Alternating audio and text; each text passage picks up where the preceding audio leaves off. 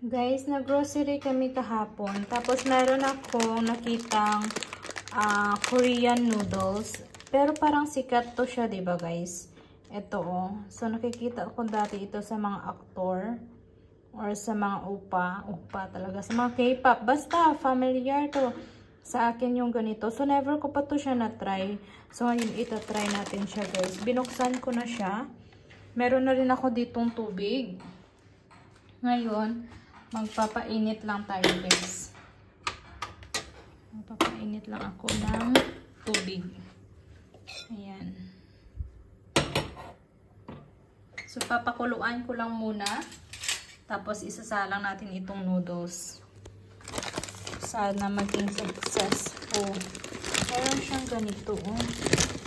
Yung sauce niya. May sauce siya na ganito. Oh, ang laki ng sauce niya pala, guys. Mukhang masarap naman, hindi siya. More delicious when served warm. Ayan siya, guys. Sana masarap. So, yan na rin yung breakfast at saka lunch ko siguro. Tapos, mamaya is i-marinate ko to para gagawa ako ng fried chicken. So, init ko lang muna itong tubig. So, ito na, guys. Kumukulo na yung tubig ko. So, ilagay natin itong noodles. Magkasya ba? Hala, hindi siya magkasya. Kasi sobrang laki. Ayan.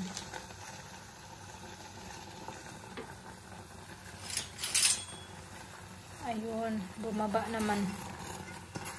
Ayan. So, papakuluan lang natin.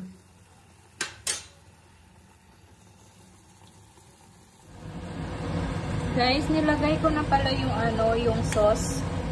So, papakuluan ko lang to pa rin. Pag kunti na daw, guys, yung tubig, saka ko siya iaahon. Patuyuan lang natin siya, yung parang medyo malapot. Ito na yung kanyang sauce.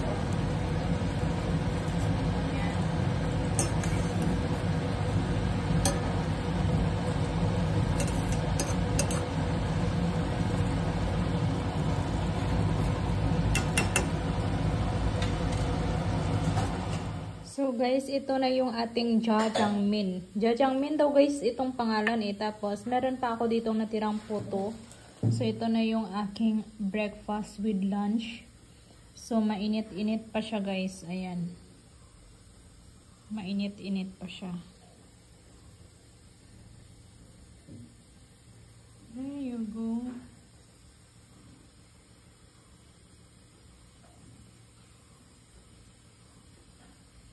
Ayan, yung puto. Ito na lang natira sa puto ko, guys. 2 days ko din to siyang kinakain. Tapos, itong jjajangmyeon. Hindi ko alam kung tama ba yung pronunciation ko, guys.